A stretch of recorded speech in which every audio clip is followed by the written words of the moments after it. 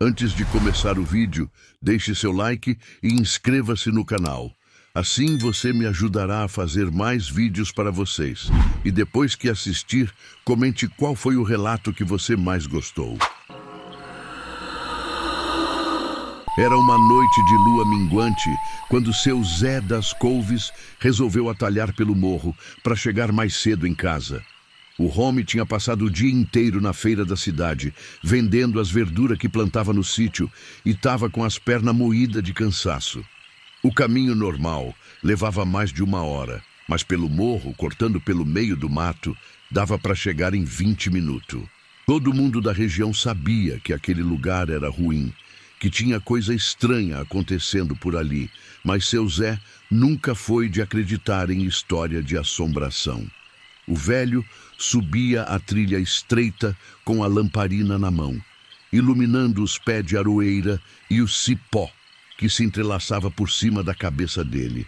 O silêncio era daqueles que incomoda, sabe? Nem grilo, nem coruja, nem nada. Só o barulho das botinas dele pisando nas folhas secas. De repente, lá para as bandas de cima do morro, onde tinha uma cruz de madeira velha que ninguém sabia quem tinha colocado ali, ele escutou um gemido baixo, como se fosse um bicho ferido. Seu Zé parou no meio do caminho e levantou a lamparina, tentando enxergar alguma coisa no escuro. O gemido continuava, só que agora parecia que vinha de vários lugares ao mesmo tempo.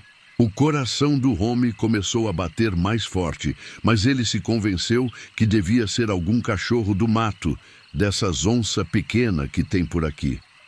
Continuou subindo mais devagar agora, prestando atenção em cada barulho. Foi quando ele viu a primeira sombra. Uma coisa grande, do tamanho de um bezerro, se movendo entre as árvores. Os olhos brilhavam vermelho no escuro, refletindo a luz fraquinha da lamparina. Seu Zé sentiu um arrepio subir pela espinha, daqueles que faz os cabelos da nuca ficar em pé. Ele pensou em voltar, mas já estava quase no topo do morro, e descer aquela trilheira escorregadia no escuro seria mais perigoso ainda. A criatura se moveu de novo, e dessa vez seu Zé conseguiu ver melhor. Parecia um cachorro, mas era grande demais, desproporcional. As pernas eram compridas e tortas, o corpo era magro que dava para ver as costelas, e tinha um cheiro horrível no ar, como carne podre misturado com enxofre. O Home apertou o passo, querendo passar logo por aquele lugar maldito. Mas aí a coisa ficou pior, muito pior.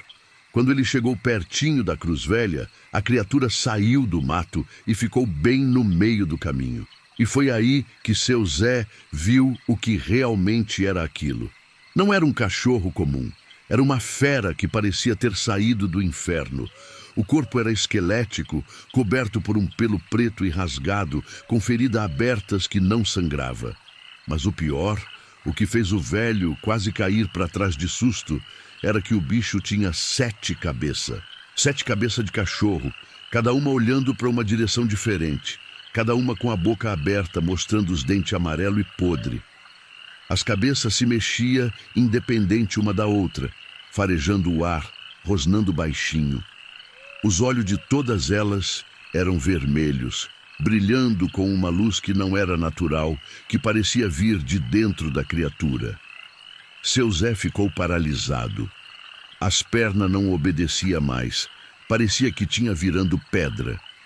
A lamparina tremia na mão dele, fazendo a luz dançar nas árvores ao redor. O bicho deu um passo na direção dele e todas as 7 cabeças se viraram ao mesmo tempo, fixando os olhos vermelhos no velho. Um dos focinhos se abriu e de dentro saiu uma voz que não era de animal. Era uma voz humana, mas distorcida, grave e arrastada. "Você tá perdido, velho." Seu Zé sentiu as pernas fraquejar. Aquilo não podia ser real. Cachorro não fala, e cachorro não tem 7 cabeças, mas ali estava aquela coisa bem na frente dele, bloqueando o caminho. Outra cabeça falou, com uma voz diferente, mais fina e sibilante. "Você não devia ter vindo aqui. Este morro é nosso." O Home tentou dar um passo para trás, mas tropeçou numa raiz e caiu sentado no chão. A lamparina rolou pelo chão e apagou, deixando tudo no escuro. Só os olhos vermelhos das 7 cabeças brilhava na escuridão, cada vez mais perto. Seu Zé tentou gritar, mas a voz não saiu. A garganta estava seca, o peito apertado. As cabeças começaram a falar ao mesmo tempo, cada uma dizendo uma coisa diferente, criando uma cacofonia terrível que ecoava pelo morro. Algumas gemia, outras ria, outras sussurrava coisas incompreensíveis. O homem tapou os ouvidos com as mãos, mas não adiantava. As vozes penetravam na cabeça dele, martelando, causando uma dor insuportável. De repente, tudo parou. O silêncio voltou, pesado e sufocante. Seu Zé abriu os olhos devagar, tremendo inteiro. A criatura tinha sumido. Não tinha mais nada no caminho, só o escuro da noite e o vulto das árvores. O homem se levantou cambaleando, procurou a lamparina às apalpadela e conseguiu acender de novo. As mãos tremiam tanto que ele quase deixou cair o fósforo. Olhou ao redor. Nada. Será que tinha imaginado tudo? Mas o cheiro ainda estava no ar, aquele fedor nauseante de podridão. E no chão, onde a criatura tinha estado, tinha marca. Pegada enorme, com garra, fundas na terra. Eram pegada de verdade. Aquilo tinha acontecido de verdade.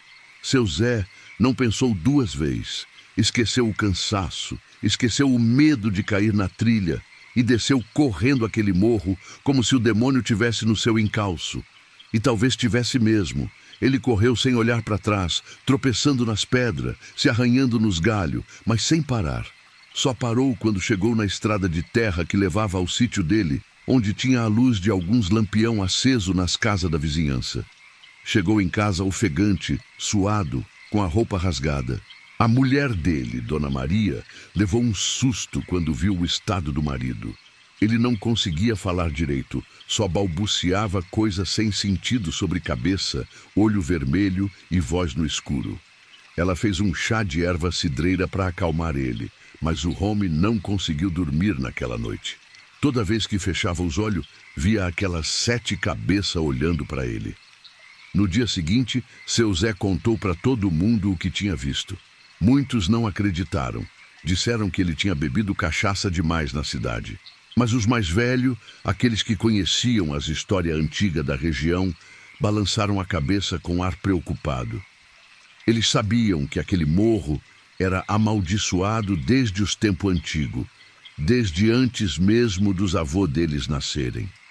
Contavam que muitos anos atrás, quando aquela terra ainda era virgem e coberta de mata fechada, um homem muito ruim tinha morado ali. Era um sujeito que lidava com coisa do capeta, que fazia ritual macabro no topo do morro. Diziam que ele tinha sacrificado 7 cachorros pretos numa noite de lua nova, oferecendo a alma deles para alguma entidade maligna em troca de poder e riqueza. Mas o ritual deu errado, e em vez de ganhar o que queria, o homem acabou sendo possuído por um demônio. Ele sumiu logo depois, nunca mais foi visto, mas dizem que o espírito dele ficou preso naquele lugar, condenado a vagar pelo morro na forma daquele bicho horrendo. A cruz velha no topo tinha sido colocada por um padre muitos anos depois, numa tentativa de benzer o lugar e afastar o mal. Mas não adiantou. O bicho continuava aparecendo, sempre nas noites sem lua, sempre assustando quem era bobo de passar por ali. Seu Zé nunca mais passou por aquele morro, fazia o caminho mais longo sem reclamar, mesmo quando estava tarde e cansado.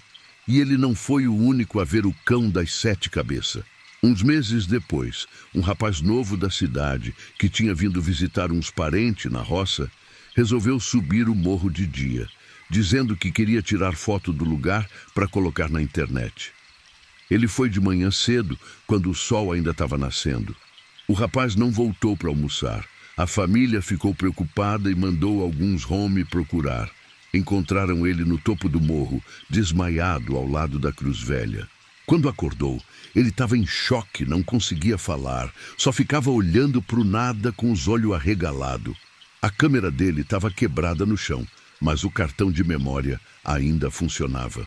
quando olharam as fotos, ficaram gelados. Nas última imagem, tirada perto da cruz, dava para ver uma sombra escura no fundo, entre as árvores.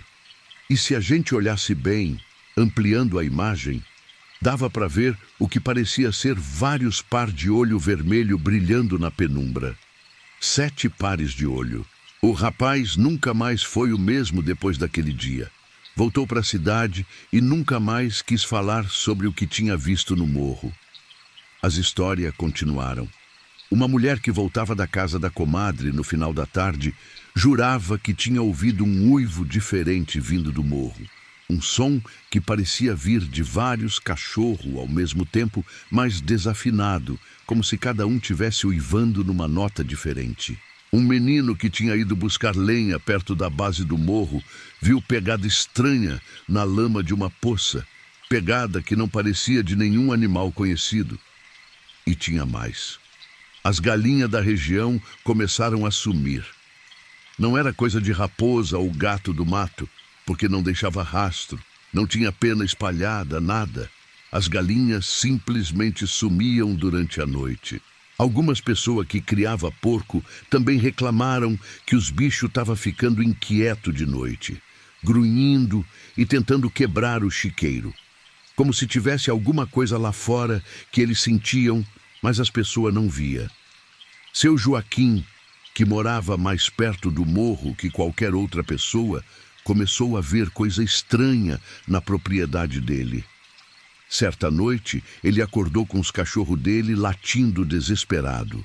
Quando olhou pela janela, viu os 3 cachorros da casa encurralados num canto do terreiro, latindo e rosnando para alguma coisa que estava na escuridão além da cerca. Os cachorros dele era bom, bravo, não tinha medo de nada. Mas naquela noite, ele estava apavorado. Seu Joaquim pegou a espingarda e acendeu a lamparina, saiu no terreiro devagar. Os cachorros correram para perto dele, tremendo com o rabo entre as pernas. Ele apontou a luz para a escuridão e quase deixou a espingarda cair. Do outro lado da cerca, bem na beirada do mato, estava o bicho. O cão das 7 cabeças. As cabeças se mexiam, farejando o ar, e os olhos vermelhos estavam tudo fixo nele. O homem levantou a espingarda e atirou. O estrondo ecoou pela noite, assustando os passarinhos que dormiam nas árvores. Mas quando a fumaça baixou e ele olhou de novo, o bicho tinha sumido. No dia seguinte, foi procurar no lugar onde tinha atirado. Não tinha sangue, não tinha nada, mas tinha as pegadas. Aquelas marcas fundas no chão, com garra, que não era de cachorro normal. A notícia se espalhou. O medo começou a crescer na comunidade. As pessoas pararam de sair de noite. Trancavam as portas e janela assim que o sol se punha. Acendiam vela bentas. Rezavam terço pedindo proteção. Alguns falavam em chamar o padre da cidade para fazer uma bênção no morro. Outros achavam que devia trazer um benzedor, um curandeiro que conhecesse as orações forte contra coisa ruim. Foi aí que apareceu o Zé do Rancho. Ele era um homem conhecido na região como benzedor, uma pessoa que sabia lidar com essas coisas do outro mundo. Era um velho bem velho, de cabelo todo branco e olho azul desbotado, que morava sozinho numa casinha afastada. Diziam que ele tinha aprendido as orações e o segredo com a avó dele, que era uma curandeira famosa no tempo antigo. Zé do Rancho ouviu as histórias e balançou a cabeça, preocupado. Ele disse que conhecia aquela lenda do cão das 7 cabeças que o avô dele tinha contado para ele quando era menino. Segundo ele, o bicho era mesmo resultado de um ritual que deu errado, e a alma do homem que tinha feito aquilo estava presa na criatura, condenada a sofrer por toda a eternidade. As 7 cabeças representavam os 7 pecados capital, e cada uma tinha uma voz diferente porque era um pedaço da alma despedaçada daquele homem. O benzedor disse que ia precisar subir o morro, ir até a Cruz Velha e fazer um ritual para tentar expulsar aquela coisa, ou pelo menos enfraquecer ela. Mas não podia ir sozinho. Precisava de 7 homens, cada um representando uma virtude para contrapor os pecados. E tinha que ser numa noite de lua cheia, quando o poder da luz era mais forte. Não foi fácil achar voluntário. Todo mundo tinha medo, mas no final, 7 Home se ofereceram. Seu Zé das Couves, que tinha visto o bicho e queria ajudar a acabar com aquilo. Seu Joaquim, que estava cansado de ter medo na própria casa. Mais 5 Home da região, todos corajosos ou desesperados o suficiente para enfrentar aquela coisa. Entre esses 5 estava o Mané da Venda, um comerciante forte como um touro que nunca tinha medo de nada. Tinha também o Chico Bento, um lavrador jovem mas valente, que queria provar que não era medroso. O Tonho das Pedras, pedreiro conhecido por ser teimoso e destemido.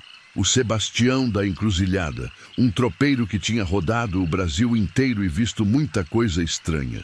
E por último, o Benedito, um pescador magro mas de fibra, que tinha perdido o irmão mais novo anos atrás, quando o rapaz tinha sumido perto do morro e nunca mais foi achado. Cada um tinha seu motivo para estar ali. Cada um carregava sua própria coragem e seu próprio medo. Zé do Rancho olhou para aqueles Home e viu neles o que precisava: determinação. Ele explicou que o ritual ia ser perigoso, que eles podiam se machucar ou coisa pior. Mas ninguém desistiu. Todos concordaram em ir até o fim. Nos dias que antecederam a noite marcada, o benzedor preparou tudo com cuidado. Benzeu a água numa fonte que ele conhecia, uma nascente limpa no meio do mato que ninguém mais sabia onde ficava. Colheu erva especial em horário certo, quando o sol estava nascendo, rezando enquanto cortava cada folha. Preparou o sal, deixando ele 3 noites no sereno sob a luz das estrelas. Cada detalhe era importante, cada passo do preparo tinha que ser feito do jeito certo, senão o ritual não ia funcionar.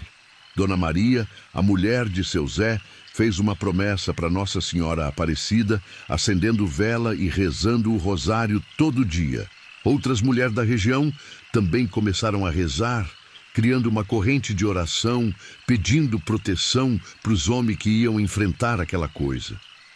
A comunidade inteira estava unida naquilo, cada um fazendo sua parte, cada um contribuindo com fé e esperança. Na véspera da noite marcada, um cachorro apareceu morto no terreiro de uma casa perto do morro. O bicho estava todo rasgado, como se tivesse sido atacado por uma fera. Mas o estranho é que não tinha sangue, nenhuma gota. Era como se o cachorro tivesse sido drenado. Aquilo deixou todo mundo mais nervoso ainda. Era um aviso, uma ameaça, ou só uma coincidência macabra? Zé do Rancho disse que era sinal de que a criatura estava inquieta, que ela sentia o que estava por vir. Disse que isso era bom, porque significava que o ritual tinha chance de funcionar, que o bicho tinha medo. E se tinha medo, é porque podia ser derrotado. Na noite marcada, os 8 se reuniram na base do morro. Zé do Rancho trazia uma sacola com várias coisas. Sal grosso, água benta que ele mesmo tinha benzido, algumas ervas, umas vela branca e um rosário antigo de madeira. Cada Home levava uma lamparina e um terçado, só por precaução. O benzedor fez uma oração antes de começarem a subir, pedindo proteção divina. A subida foi tensa, a lua cheia iluminava o caminho, mas as sombras eram mais escuras, mais ameaçadoras. O silêncio era total. Nem os bichos da noite faziam barulho, como se tivesse fugido do lugar. Quando chegaram perto da cruz, Zé do Rancho mandou os Home fazerem um círculo ao redor dela. Ele começou a riscar o chão com sal grosso, fazendo um círculo maior em volta de todos, e depois desenhou um símbolo dentro do círculo que ninguém conhecia. O símbolo era antigo, passado de geração em geração na família dele. Era desenho que parecia letra de um alfabeto esquecido, curva e linha que se entrelaçava, formando padrão complexo. O benzedor trabalhava com cuidado, se certificando que cada traço estava perfeito. Um erro, uma linha fora do lugar, e o círculo de proteção não ia funcionar. Acendeu as velas e colocou uma em cada ponto cardeal. Começou a rezar, uma oração em latim que ele tinha decorado, a voz firme ecoando pelo morro. Os outros Home ficaram em pé tenso, segurando o esterçado, olhando para o escuro ao redor. Por um tempo nada aconteceu. Só a voz do benzedor rezando e o vento suave nas folhas das árvores.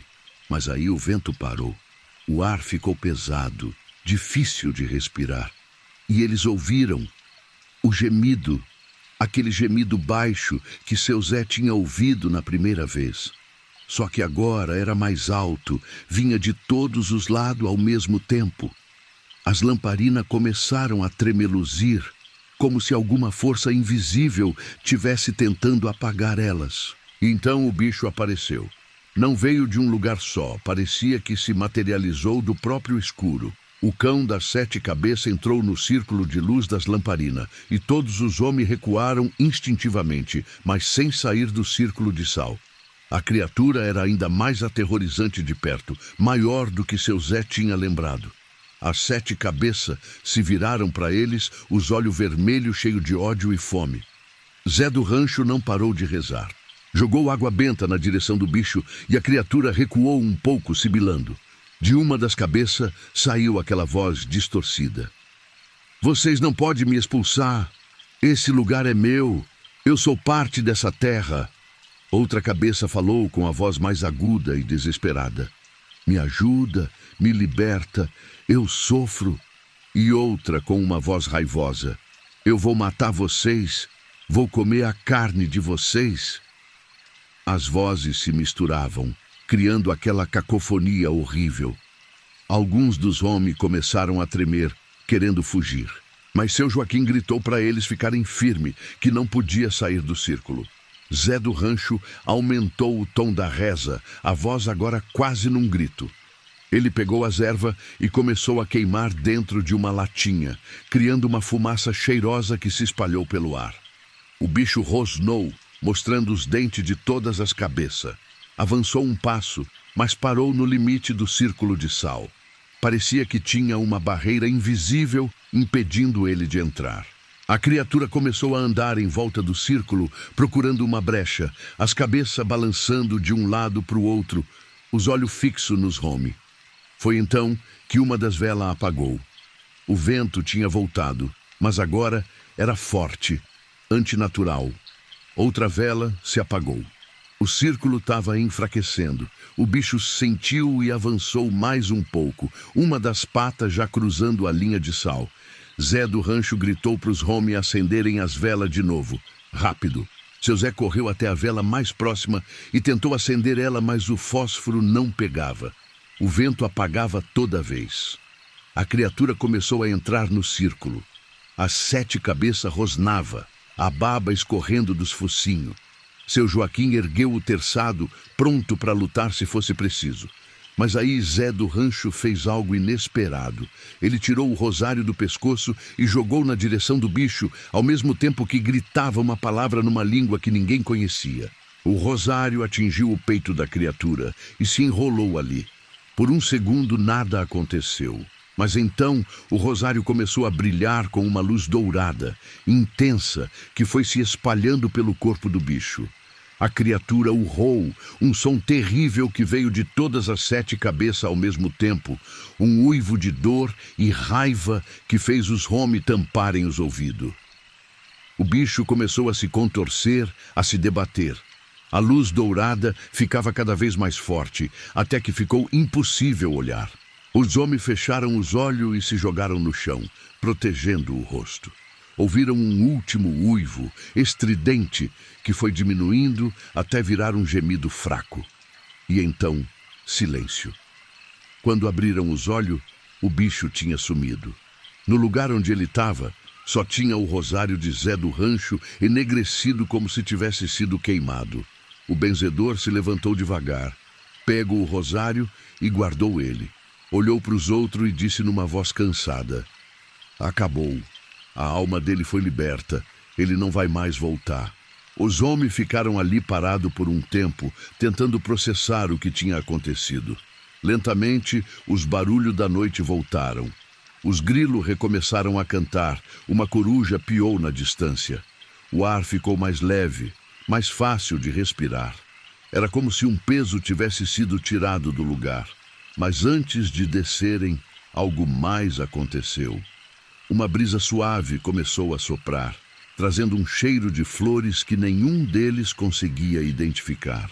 E por um instante, só um instante, eles viram uma figura transparente perto da cruz. Era a forma de um homem, mas dava para ver através dele. O rosto estava em paz, os olhos fechados, as mãos juntas como se estivesse rezando. E então a figura sorriu, um sorriso de gratidão e alívio, antes de se desfazer como fumaça no vento. Era a alma do homem que tinha feito o ritual tantos anos atrás. A alma que tinha ficado presa na maldição. Finalmente ela tinha sido liberta. Finalmente podia descansar em paz. Alguns dos homens que viram aquilo começaram a chorar, emocionados com o que tinham presenciado. Não era só terror que tinham enfrentado ali, era também redenção. Desceram o morro em silêncio. Ninguém tinha palavra para descrever o que tinha vivido. Quando chegaram na base e cada um foi para o seu caminho, todos sabiam que aquela noite ia ficar marcada para sempre na memória deles. Eles tinham sido parte de algo maior, algo que ia além do entendimento comum.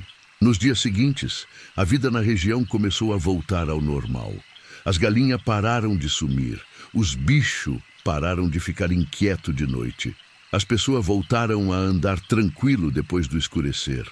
O Morro da Cruz se tornou só um morro comum, sem nada de especial além da cruz velha no topo. Mas tinha uma diferença. O lugar agora parecia mais leve, mais acolhedor. Algumas pessoas começaram a subir o morro de dia, só para apreciar a vista lá de cima. Crianças brincavam na base sem medo. Era como se a terra tivesse sido curada, como se a ferida antiga finalmente tivesse cicatrizado. Seu Zé das Couves nunca esqueceu. Nas noites sem lua, quando estava sentado na varanda da casa dele tomando um café, ele olhava para o morro e se lembrava. Se lembrava dos olhos vermelhos, das vozes distorcidas, do medo que tinha sentido e agradecia por ter sobrevivido e por ter ajudado a libertar aquela alma torturada. Dizem que se você subir o morro hoje em dia, numa noite de lua cheia, ainda dá para sentir alguma coisa no ar. Não é mais a presença maligna de antes, mas é uma sensação estranha. Como se o lugar guardasse a memória do que aconteceu ali. Alguns juram que ainda ouvem um gemido fraco, bem baixinho, vindo de algum lugar distante. Mas ninguém mais viu o cão das 7 cabeças. A história ficou famosa na região. Virou lenda, contada nas rodas de conversa, nas noites de viola, nas festas juninas. Cada um que conta adiciona um detalhe diferente, exagera um pouco mais. Mas os que estavam lá naquela noite, os 7 homens que subiram o morro com Zé do Rancho, eles sabem a verdade. Sabem o que é real e o que é invenção. E sabem também que o mundo é maior e mais misterioso do que a gente imagina. Que tem coisa entre o céu e a terra que a gente não entende, que a ciência não explica. Coisa que só quem vive na roça, longe da cidade grande, tem a chance de presenciar. Coisa que vem do tempo antigo, quando o mundo era mais selvagem e as forças da natureza eram mais poderosas. Zé do Rancho morreu alguns anos depois, de velho mesmo. No enterro dele, todos os 7 homens que tinham subido o morro estavam presentes. Eles colocaram na sepultura dele uma cruz de madeira que fizeram especialmente e nela gravaram uma inscrição simples. Aqui jaz um homem que lutou contra o mal e venceu. O rosário queimado que ele tinha usado naquela noite foi enterrado com ele. Diziam que aquele rosário tinha sido da avó dele e que tinha um poder especial, passado de geração em geração. Com a morte de Zé do Rancho, aquele conhecimento se perdeu. Não tinha mais ninguém na região que soubesse fazer aquele tipo de bênção, aquele tipo de ritual. Mas antes de morrer, o benzedor tinha chamado seu Zé das Couves para uma conversa particular. Foi numa tarde de domingo, depois da missa na capelinha da região. Os dois sentaram debaixo de uma árvore frondosa, longe dos ouvidos curiosos. Zé do Rancho estava fraco. A saúde já não era mais a mesma, mas os olhos ainda tinha aquele brilho de quem sabe muito sobre o mundo visível e invisível. Zé, eu preciso te contar uma coisa que nunca contei pra ninguém, começou o benzedor. Aquela noite no morro, quando eu joguei o rosário no bicho, eu não sabia se ia funcionar. Eu estava apostando tudo naquele momento. E sabe o que me deu força? Foi ver vocês ali, firme, mesmo com todo o medo. Foi a coragem de vocês que fez o ritual funcionar. Não foi só o rosário, não foi só as orações. Foi a união de vocês, a determinação. Isso que venceu o mal. Seu Zé ficou quieto, absorvendo aquelas palavras. Nunca tinha pensado dessa forma. Sempre tinha achado que era o poder do benzedor que tinha salvado eles. Mas agora entendia que tinha sido todos juntos, cada um fazendo sua parte. E tem mais uma coisa, continuou Zé do Rancho. Aquela alma que a gente libertou, ela me falou alguma coisa antes de partir. Disse que tinha outro lugar, em outro morro mais longe daqui, onde tem coisa parecida acontecendo. Não é tão forte quanto aquele bicho das 7 cabeças, mas ainda assim é perigoso. Eu já sou velho demais para fazer alguma coisa a respeito. Mas um dia, se vocês escutarem história de algum lugar assim, reúna os homens de novo. Vocês sabem o que fazer. Essa conversa ficou gravada na mente de seu Zé. E alguns anos depois da morte do benzedor, começaram a chegar notícia de um morro em outra região, onde tinha acontecimento estranho. Gente sumindo, barulho esquisito de noite, bicho agindo de forma antinatural. Seu Zé se lembrou das palavras de Zé do Rancho. Ele reuniu os outros 6 homens que tinham subido o morro com ele naquela noite fatídica. Todos ainda estavam vivos, alguns mais velhos, alguns com a saúde debilitada, mas todos ainda com aquela chama de coragem acesa. Eles conversaram longamente sobre o que fazer. Não tinham mais o benzedor para guiar eles.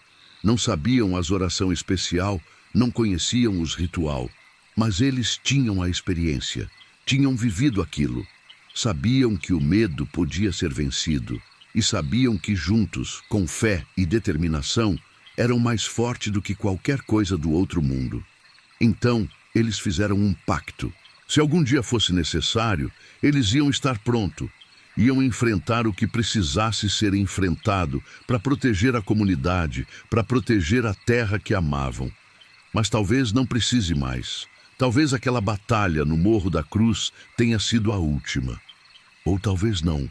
Quem sabe um dia, daqui a muitos anos, quando todo mundo que viveu aquilo já tiver morrido e a história tiver virado só mais uma lenda esquecida, algo vai despertar de novo naquele lugar. Algo que estava só dormindo, esperando. Por enquanto, o morro permanece tranquilo. A Cruz Velha ainda está lá no topo, um pouco mais gasta pelo tempo, mas ainda de pé. E nas noites claras, quando a lua brilha sobre as árvores, dá para ver a sombra dela projetada no chão. Uma sombra em forma de cruz que parece proteger a terra ao redor.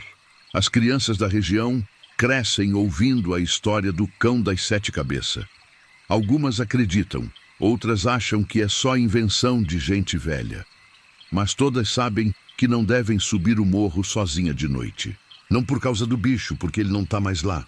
Mas por respeito ao que aconteceu, às almas que sofreram, ao homem que morreu preso numa maldição terrível por causa da própria ganância e maldade. E assim a vida continua na roça, com seus mistérios, seu segredo, suas histórias que são passadas de pai para filho.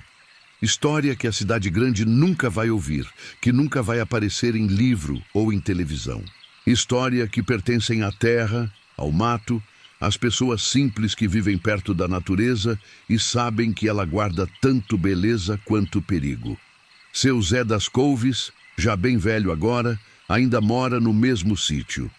Às vezes ele sobe até um ponto alto da propriedade dele, de onde consegue ver o Morro da Cruz na distância.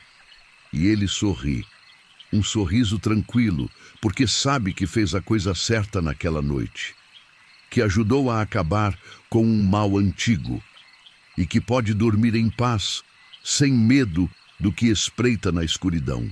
O neto dele vem visitar sempre, trazendo alegria para casa. Eles pedem para ele contar história, e seu Zé conta várias. História de onça, de cobra grande, de assombração que aparece na estrada. Mas a história do cão das 7 cabeças, essa ele conta com mais cuidado. Não é para assustar as crianças, mas para ensinar. Ensinar que o medo existe, mas que a coragem também existe. Que o mal é real, mas que o bem também é. E que quando a gente se une, quando a gente enfrenta junto, não tem escuridão que não possa ser vencida. Tem um dos netos, o mais velho, que sempre presta mais atenção nessa história. O menino tem uns 12 anos, é esperto e corajoso. Ele pergunta detalhe que os outros não perguntam. Quer saber como era exatamente as cabeças do bicho, que cor tinha os olhos, como era a voz. Seu Zé olha para aquele menino e vê algo nele. Vê a mesma determinação que ele tinha quando novo, a mesma vontade de proteger e ajudar. Um dia, quem sabe, aquele menino vai crescer e vai ouvir falar de algum lugar onde tem coisa estranha acontecendo. E talvez ele se lembre da história do avô. E talvez ele tenha a coragem de fazer o que precisa ser feito, porque é assim que funciona. O conhecimento passa, a coragem passa, de geração em geração. E enquanto tiver gente disposta a enfrentar o mal, a luz nunca vai se apagar completamente. Porque tem medo que é bobagem, fruto da imaginação, mas tem medo que é real, baseado em coisa que realmente existe. E o homem sábio é aquele que sabe distinguir um do outro e que tem a coragem de enfrentar quando precisa. Essa é a história do cão das 7 cabeças do Morro da Cruz. Uma história de terror, mas também de coragem. Uma história que aconteceu de verdade, pelo menos para quem acredita. E na roça, longe do barulho e da pressa da cidade, ainda tem muita gente que acredita. Gente que sabe que o mundo é mais do que a gente vê, que tem força em ação que a ciência não consegue medir, que tem batalha sendo travada todo dia entre a luz e a escuridão. E enquanto tiver gente para contar essas histórias, para manter viva a memória do que aconteceu, o sacrifício daqueles homens não vai ter sido em vão. Eles enfrentaram o inimaginável, olharam para o mal nos olhos e não recuaram. E por causa deles, uma comunidade inteira pode voltar a viver em paz. Por causa deles, uma alma atormentada finalmente encontrou descanso. Essa é a verdadeira lição da história. Não é sobre o monstro, sobre o horror. É sobre a força que existe dentro da gente quando a gente se une. É sobre como a fé, a determinação e a coragem podem vencer qualquer trevas. E é sobre como cada geração tem a responsabilidade de estar pronta, de ser forte, de proteger o que é certo e enfrentar o que é errado. O Morro da Cruz está lá até hoje, silencioso e pacífico, mas ele guarda uma história poderosa. Uma história que precisa ser contada, lembrada, passada adiante. Porque um dia, em algum lugar, alguém vai precisar dessa coragem de novo.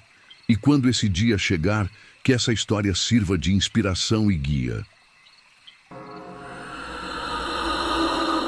Tinha uma estrada velha que cortava a região, uma estrada de terra batida que ninguém mais usava desde que fizeram a rodovia nova.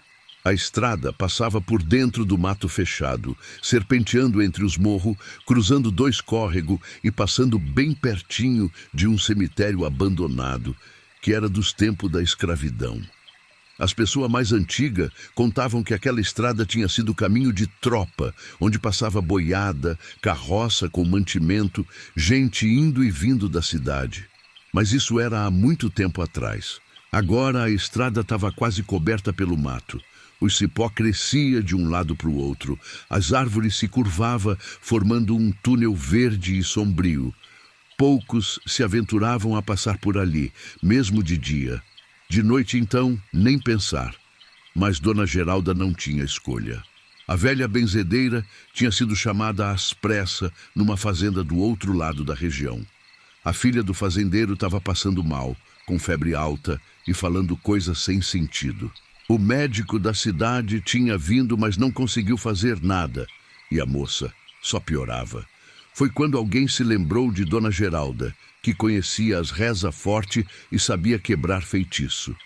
Mandaram buscar ela de carroça, mas quando chegaram no sítio dela, já era quase de noite. Dona Geralda era uma mulher de seus 60 anos, magra e baixinha, mas tinha uma força de vontade que impressionava. Ela juntou suas coisas num saco de pano, as ervas que ia precisar, as garrafinhas com preparado, o terço que usava nas bênçãos e subiu na carroça. O homem que tinha vindo buscar ela, o Tico da fazenda, estava nervoso. Ele queria ir pela estrada nova, que era mais longa, mas mais segura. Dona Geralda, a gente pode ir pela estrada nova? Sei que é mais longe, mas a estrada velha é muito ruim de noite, disse ele, segurando as rédeas do cavalo. A benzedeira olhou para o céu. Já estava escurecendo rápido, daquele jeito que acontece no interior quando o sol some atrás dos morros. Ela calculou o tempo. Pela estrada nova, iam levar mais de 2 horas. Pela estrada velha, menos de 1. E a moça estava muito mal. Cada minuto contava. Não, Tico. A gente vai pela estrada velha. A menina não pode esperar. E eu já passei por ali tantas vezes, conheço cada curva. Não tem nada que eu não saiba lidar, respondeu ela com firmeza. Tico engoliu seco, mas não discutiu. Quem era ele para contrariar Dona Geralda? A mulher era respeitada em toda a região, conhecida por sua sabedoria e coragem. Se ela dizia que ia pela estrada velha, então ia ser pela estrada velha. Ele estalou a língua e o cavalo começou a andar, puxando a carroça pela trilha que levava à estrada abandonada. No começo ainda dava para ver alguma coisa. O crepúsculo dava uma luz fraca, suficiente para enxergar o caminho. Mas quando entraram de fato na estrada velha, quando o mato fechado envolveu eles dos 2 lados, a escuridão ficou densa. Tico tinha trazido uma lamparina que balançava pendurada na frente da carroça, jogando sombra dançante nas árvores ao redor. Dona Geralda ia calada, as mãos segurando o saco com suas coisas, os olhos atentos. Ela conhecia as histórias sobre aquela estrada. Todo mundo conhecia. Mas ela nunca tinha dado muita bola para essas coisas de assombração. Sempre achou que era exagero de gente medrosa. Ela lidava com o mundo espiritual todo dia. Benzia, tirava quebranto, afastava olho gordo. Sabia que tinha coisa no mundo que não era visível, mas também sabia que a fé era mais forte que qualquer trevas. Eles já tinham andado uns 20 minutos quando Tico começou a ficar inquieto. O cavalo também. O bicho começou a relinchar baixo, sacudindo a cabeça, pisando mais devagar. Tico puxou as rédeas com mais força, tentando acalmar o animal. — Que foi, Trovão? Que você está sentindo? Murmurou ele para o cavalo. Foi aí que eles ouviram. Um sino. O som de um sino tocando devagar, langoroso, como o sino de igreja, quando tem enterro. Blém, blém, blém. O som vinha de algum lugar à frente deles na estrada. Tico parou a carroça imediatamente. — Dona Geralda, a senhora está ouvindo isso? Perguntou ele com a voz trêmula. — Tô sim, é sino. Sino de defunto, respondeu ela, a testa franzida. Mas não tinha igreja naquela estrada. Não tinha nada além de mato e o cemitério velho, que ainda estava longe dali. De onde vinha aquele som? Eles ficaram parados, escutando. O sino continuava, regular, marcando um ritmo lento e fúnebre. E então começaram a aparecer as luzes. Pequenos pontos de luz, como vela acesa, surgindo na curva da estrada mais à frente. 1, 2, 5, 10, 20. As luzes se multiplicavam, formando 2 fileiras que se mexiam devagar na direção deles. E conforme as luzes se aproximavam, dava para ouvir mais coisa. Cântico, vozes entoando um cântico religioso em latim, aquele que cantam em missa de 7º dia. Tico estava branco de susto. As mãos dele tremiam segurando as rédeas. O cavalo começou a recuar, querendo sair dali. Dona Geralda se levantou na carroça, tentando enxergar melhor o que era aquilo. E foi quando ela viu. Era uma procissão de gente caminhando na estrada velha, mas não era gente viva. Dava para ver através deles. As figuras eram transparentes, brilhando com uma luz pálida e azulada. Deviam ser umas 50 pessoas, talvez mais. Eles usavam roupa antiga, daquelas de 100 anos atrás, e carregava a vela acesa nas mãos. Na frente da procissão ia um homem vestido de preto, balançando um turíbulo que soltava fumaça. Logo atrás dele, 4 homens carregavam um caixão nos ombros, um caixão pequeno, de criança. Dona Geralda sentiu um arrepio percorrer o corpo todo. Aquilo não era coisa da imaginação, era real. Tão real quanto a carroça onde ela estava, quanto o cavalo bufando de medo, quanto o Tico tremendo ao lado dela. Era a procissão dos mortos. A lenda que ela sempre achou que fosse só história para assustar criança. Mas ali estava, bem na frente dela. Tico, não se mexe, fica quieto e não olha nos olhos deles, sussurrou ela, a voz baixa, mas firme. O rapaz obedeceu, congelado de pavor. A procissão continuava se aproximando, lenta e silenciosa, exceto pelo cântico e pelo sino que continuava tocando. Dona Geralda começou a rezar baixinho, a mão apertando o terço dentro do saco. Ela sabia que não podia mostrar medo. Tinha que ficar firme, tinha que manter a fé. A procissão chegou perto da carroça e parou. Todos aqueles espíritos ficaram ali, parado, as velas tremulando mesmo sem ter vento. O homem de preto, que devia ser um padre ou algum sacristão, virou o rosto na direção de Dona Geralda. O rosto dele era cadavérico, os olhos fundos e vazios, a pele cinzenta. Quando ele abriu a boca para falar, a voz que saiu era oca, como se viesse de muito longe. Por que vocês perturbam nosso caminho? Por que vocês andam na estrada dos mortos? Dona Geralda engoliu o medo e respondeu, a voz mais firme do que ela mesma esperava. Nós estamos só passando, senhor. Estamos indo socorrer uma moça que está muito doente. Não queremos perturbar ninguém. O espírito ficou em silêncio por um momento que pareceu durar uma eternidade. Os outros espíritos da procissão continuavam parados, imóveis como estátua. Até o sino tinha parado de tocar. O silêncio era absoluto, pesado, sufocante. Essa estrada não é mais dos vivos. É nossa, dos que já partiram e não encontraram descanso. Vocês devem voltar, disse o espírito. Dona Geralda sentiu a raiva crescer dentro dela. Raiva de estar sendo impedida de ajudar alguém que precisava. Raiva daqueles espíritos que estavam no caminho. Ela se levantou completamente na carroça, de pé, encarando aquela figura fantasmagórica. Eu respeito os mortos, sempre respeitei. Rezo por eles, acendo vela, faço minha parte. Mas eu tenho um compromisso com os vivos. E uma moça está morrendo enquanto a gente perde tempo aqui. Então, com todo respeito, mas vocês que vão ter que sair do caminho. Um murmúrio percorreu a procissão. Os espíritos começaram a se agitar, as velas tremulando mais forte. Tico gemeu baixinho, certo de que iam morrer ali mesmo. Mas Dona Geralda não recuou. Ela tirou o terço do saco e ergueu ele na frente dela, a voz alta e clara.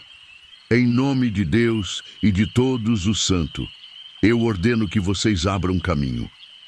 Eu não tenho medo de vocês porque eu sirvo a luz, e a luz é mais forte que qualquer sombra.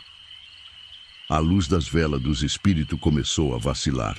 O homem de preto deu um passo para trás, como se as palavras de Dona Geralda tivessem força física. Ela continuou, rezando o Pai Nosso em voz alta, e Tico, mesmo tremendo, começou a rezar junto com ela. Lentamente, a procissão começou a se afastar, abrindo caminho no meio da estrada. Os espíritos se dividiam, metade para cada lado, criando um corredor. Mas conforme ele se mexia, Dona Geralda pode ver melhor os rostos deles. E o que ela viu partiu o coração dela. Era um rosto de sofrimento. Rosto de gente que tinha vivido vida difícil, que tinha morrido em circunstância ruim. Ela viu escravo com marca de chicote, criança com barriga inchada de fome, mulher com olho triste carregando bebê morto no colo. Era uma alma penada, presa entre um mundo e outro, sem conseguir descansar. O caixão que os 4 Home carregava foi colocado no chão. A tampa se abriu sozinha e dentro tinha uma menina pequena, não devia ter mais que 5 anos. A menina sentou no caixão e olhou diretamente para Dona Geralda. Quando falou, a voz era de criança mesmo, fina e triste. A senhora tem coração bom, a gente sente, por isso a gente vai deixar passar, mas a gente precisa de ajuda também. A gente está preso aqui há tanto tempo, repetindo essa caminhada toda noite, sem conseguir chegar no lugar de descanso. Dona Geralda sentiu as lágrimas subirem nos olhos. Ela entendeu. Aquelas almas precisavam de alguém que as ajudasse a seguir adiante, a encontrar paz. E ela sabia que tinha esse poder, tinha esse conhecimento. Mas não podia fazer isso agora. A moça na fazenda não podia esperar. Eu prometo para vocês que eu vou voltar. Vou voltar e vou fazer o que precisar ser feito para que vocês possam descansar em paz. Mas agora eu preciso ir. Deixa eu passar. E eu juro pela minha fé que vou cumprir essa promessa. A menina fantasma sorriu, um sorriso triste, mas grato. Ela se deitou de volta no caixão e fechou a tampa. O homem de preto fez um gesto com a mão e toda a procissão se afastou mais ainda, abrindo completamente o caminho. Vá, e que Deus te acompanhe, benzedeira. Estaremos esperando o teu retorno.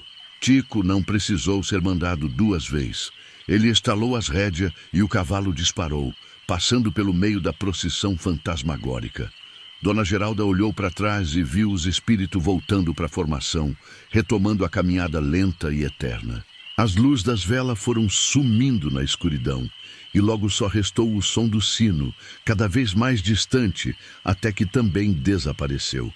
Eles continuaram pela estrada velha, agora sem mais nenhum incidente.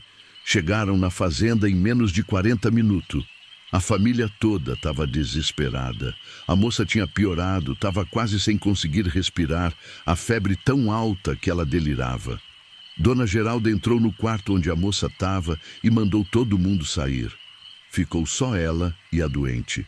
A benzedeira trabalhou a noite inteira, fazendo reza, passando erva, quebrando o que precisava ser quebrado. Era trabalho pesado, coisa forte que tinha sido feita contra aquela moça. Mas Dona Geralda era experiente, sabia o que fazer. A moça se chamava Terezinha, tinha 18 anos e era a única filha do fazendeiro. Era uma menina boa, que ajudava a mãe em casa, que era educada com todo mundo. Mas tinha despertado a inveja de alguém, e esse alguém tinha mandado fazer um trabalho contra ela. Dona Geralda descobriu isso através das rezas, vendo com os olhos do espírito o que tinha sido feito. Alguém tinha enterrado coisa ruim no caminho que Terezinha passava todo dia. Uma boneca de pano cheia de espinho, com o nome da moça escrito num papel dentro. Era feitiço forte, feito para fazer a pessoa definhar e morrer aos poucos. Dona Geralda sabia que precisava achar onde estava enterrado aquela boneca e desfazer o trabalho. Ela saiu do quarto e perguntou para o fazendeiro qual era o caminho que a filha dele fazia todo dia. O homem explicou que Terezinha ia toda manhã até a casa da madrinha dela, que morava numa casinha perto do pasto das vacas. Sempre pelo mesmo caminho, uma trilhinha que cortava por trás da tulha. Dona Geralda pegou uma lamparina e foi até lá, mesmo sendo noite ainda. Tico, que tinha ficado esperando, foi junto com ela. A benzedeira andou devagar pela trilha, os olhos atentos, murmurando oração. Foi quando ela sentiu uma energia ruim, pesada, vindo de um ponto específico ao lado do caminho. Ela parou e apontou. Cava aqui, Tico, mas com cuidado. O rapaz pegou uma enxada que tinha perto da tulha e começou a cavar. Não precisou ir fundo. Logo a enxada bateu em alguma coisa. Era um paninho velho, amarrado com linha preta. Tico não quis pegar. Ficou com nojo e medo. Dona Geralda não hesitou. Pegou o paninho com a própria mão e abriu. Lá dentro Exatamente como ela tinha visto, estava a boneca cheia de espinho e o papel com o nome de Terezinha. Dona Geralda cuspiu 3 vezes no chão, fazendo o sinal da cruz, e enrolou tudo de novo. Levou aquilo até um lugar afastado e queimou tudo, jogando sal grosso na cinza e rezando para desfazer completamente o malefício. Quando voltou para o quarto de Terezinha, a moça já estava melhor. A febre tinha começado a baixar, ela não delirava mais. Dona Geralda terminou o trabalho, fazendo a bênção final, e então se permitiu descansar um pouco. Quando o sol nasceu, a febre tinha quebrado.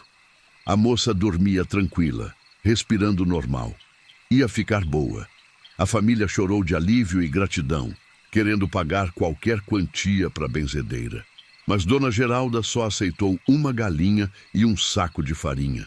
Não era por dinheiro que ela fazia aquilo.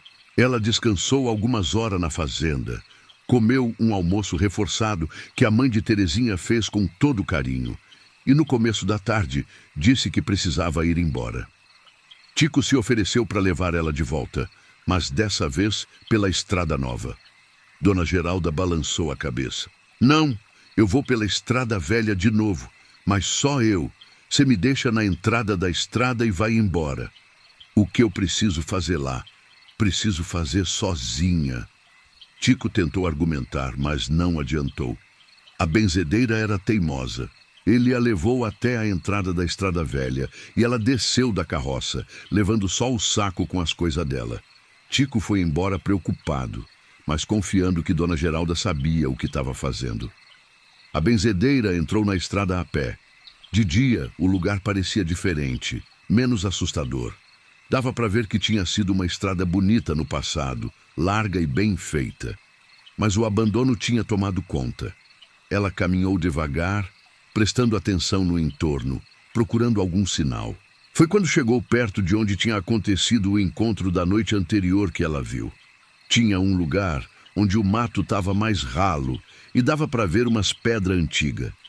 Ela se aproximou e percebeu que não era só pedra. Era ruína. Ruína de uma capela velha, tão velha que quase não restava nada. Só parte das paredes de pedra e o que tinha sido o altar. Dona Geralda entrou na ruína. O chão estava coberto de folha seca e musgo. Ela limpou um pouco o espaço central e começou a trabalhar. Tirou do saco as velas que tinha trazido, sal grosso, água benta e algumas ervas especial. Fez um círculo com o sal, acendeu as velas formando uma cruz e se ajoelhou no centro. Começou a rezar. Rezou todas as orações que conhecia. Rezou pelos mortos, pelas almas penadas, por aqueles que não tinham paz. Rezou pedindo que as portas do céu se abrissem para receber aquelas almas sofridas, que elas fossem libertas da prisão que as mantinha presas na terra. A tarde foi passando e ela continuou rezando. Não parou para beber água, não parou para descansar. Sentia que precisava fazer aquilo, que era sua missão, seu propósito naquele momento. E conforme rezava, começou a sentir uma presença, várias presenças. Os espíritos estavam ali, ao redor dela, escutando. Dona Geralda rezou também pelos vivos. Rezou pela família de Terezinha, por Tico, que tinha tido coragem de enfrentar o medo, por todas as pessoas da região que ela tinha ajudado ao longo dos anos. Rezou pedindo força para continuar seu trabalho, pedindo sabedoria para saber quando ajudar e como ajudar. Porque ela sabia que o dom que tinha não era só dela, era uma responsabilidade que tinha sido colocada nos ombros dela. Enquanto rezava, ela se lembrou de como tinha aprendido tudo aquilo. Tinha sido com a avó dela, Dona Sebastiana, uma benzedeira ainda mais famosa que ela. A avó tinha começado a ensinar ela quando ela era menina de uns 10 anos. Dizia que ela tinha o dom, que via isso nos olhos dela, na forma como os bichos se aproximavam dela sem medo, na forma como as plantas cresciam mais bonita onde ela passava. Dona Sebastiana tinha ensinado as rezas, tinha mostrado as ervas e, para que servia cada uma, tinha explicado como ler o sinal. como distinguir uma doença comum de uma coisa espiritual. Tinha sido aprendizado duro, que levou muitos anos. Mas Dona Geralda tinha sido aluna dedicada, tinha absorvido tudo como esponja. A avó tinha morrido quando Dona Geralda tinha 25 anos. Antes de partir, tinha chamado a neta e tinha dado para ela o terço que usava, o mesmo terço que Dona Geralda carregava até hoje. E tinha dito uma coisa que ela nunca esqueceu. Geralda, esse dom que você tem é bênção e é cruz ao mesmo tempo. Você vai ajudar muita gente, mas também vai sofrer muito, porque você vai ver coisa que os outros não vê, vai sentir coisa que os outros não sente, vai carregar o peso do sofrimento alheio nos ombros, mas nunca desista, porque cada alma que você ajuda, cada vida que você salva, é uma luz que você acende no mundo, e esse mundo precisa de luz. Dona Geralda tinha levado essas palavras no coração por toda a vida. E agora, ajoelhada naquela capela em ruína, rezando pelas almas perdidas, ela entendia mais do que nunca o que a avó tinha querido dizer. Quando o sol começou a se pôr e a escuridão começou a tomar conta, ela abriu os olhos. A procissão estava toda ali, os 50 ou mais espíritos formados em volta dela, segurando as velas. Mas agora era diferente. Os rostos não eram mais de sofrimento, eram de esperança. A menina do caixão se aproximou de Dona Geralda. Ela não estava mais no caixão, estava de pé, sorrindo. E pela primeira vez, parecia realmente uma criança, não um espírito atormentado. Obrigada, senhora. A senhora cumpriu a promessa. A gente pode sentir. As correntes estão se quebrando. A gente vai poder ir embora agora. E Dona Geralda sorriu através das lágrimas que escorria pelo rosto. Vão em paz, encontrem a luz, descansem. Uma luz começou a aparecer acima da capela em ruína. Uma luz branca e suave, que foi crescendo e se espalhando. Os espíritos começaram a se elevar, um por um, subindo em direção àquela luz.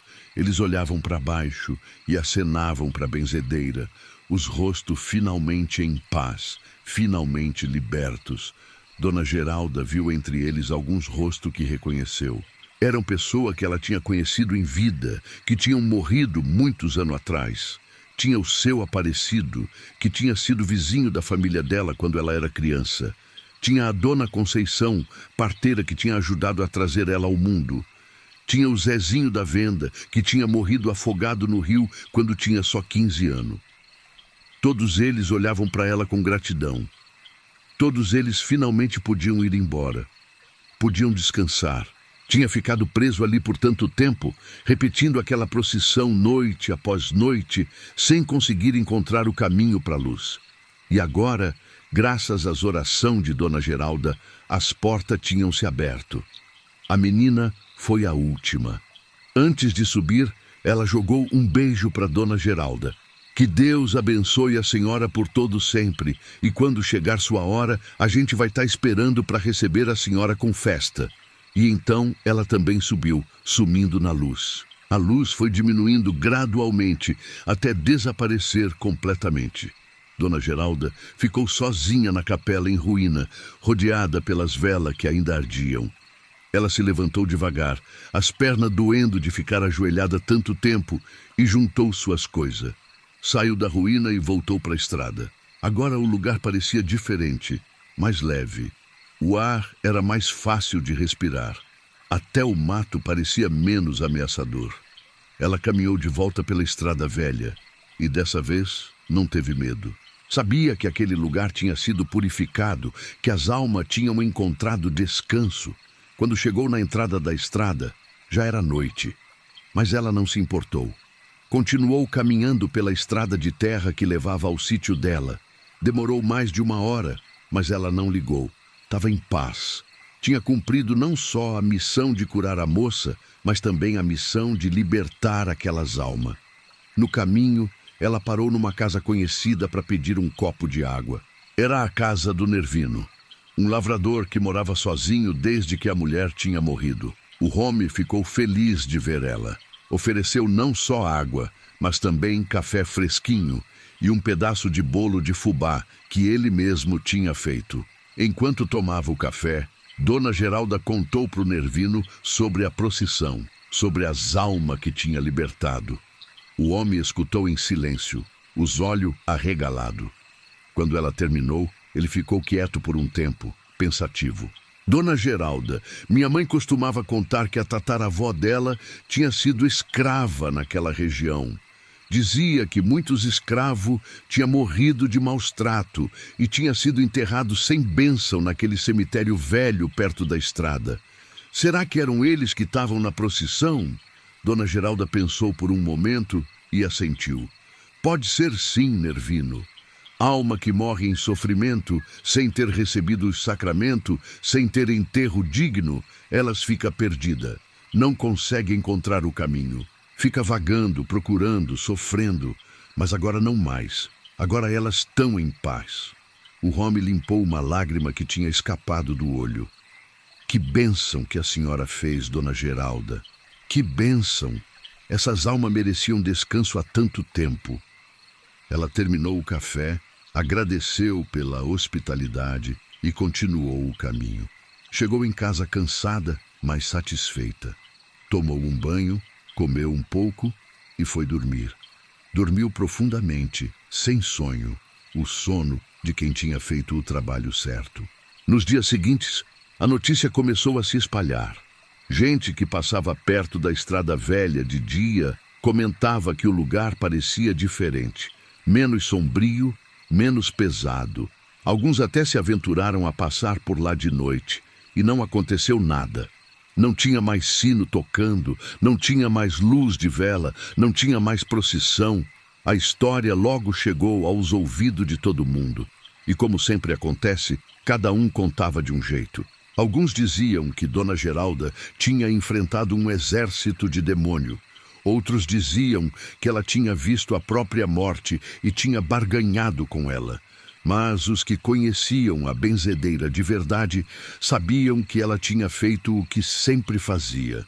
Tinha ajudado quem precisava, fosse vivo ou morto. Dona Geralda nunca gostou muito de falar sobre aquela noite. Quando perguntavam, ela só dizia que tinha feito seu trabalho, nada mais.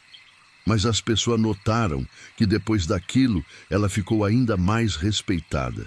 Vinha gente de longe procurar ela, pedindo ajuda com os problemas mais variados, e ela atendia todo mundo com a mesma dedicação de sempre.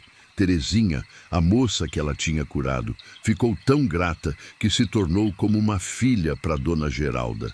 Visitava ela toda semana, levava presente, ajudava nas coisas da casa. E quando cresceu e se casou, pediu para a benzedeira ser madrinha do primeiro filho dela. Dona Geralda aceitou com alegria e batizou o menino com todo carinho. A estrada velha continuou abandonada. Ninguém voltou a usar ela regularmente, mas de vez em quando alguém passava por lá. E onde tinha sido a capela em ruína, começaram a aparecer coisas. Vela acesa, flor, pequena cruz de madeira, as pessoas faziam aquilo como forma de homenagem, de respeito pelos que tinham sofrido ali e finalmente tinham encontrado paz. Alguns anos depois, uma família de fora veio morar na região e resolveu reconstruir a capela. Limparam o terreno, colocaram parede nova, aproveitando as pedras antigas, fizeram um teto simples. Não era nada luxuoso, mas era digno. Chamaram um padre para benzer o lugar, e a capela foi dedicada às almas dos que não tinham nome, dos esquecidos, dos que tinham partido sem ter quem rezasse por eles. Dona Geralda foi convidada para a cerimônia de inauguração da capela. Ela foi, levando flor do jardim dela. Colocou as flores no altar singelo e ficou ali um tempo, em silêncio, lembrando da procissão, da menina fantasma, da luz que tinha levado todos embora. E ela agradeceu por ter sido o instrumento daquela libertação. O padre que benzeu a capela, Padre Antônio, era homem jovem, mas muito dedicado. Depois da cerimônia, ele puxou conversa com Dona Geralda. Queria saber mais sobre o que tinha acontecido ali, sobre a história daquela estrada.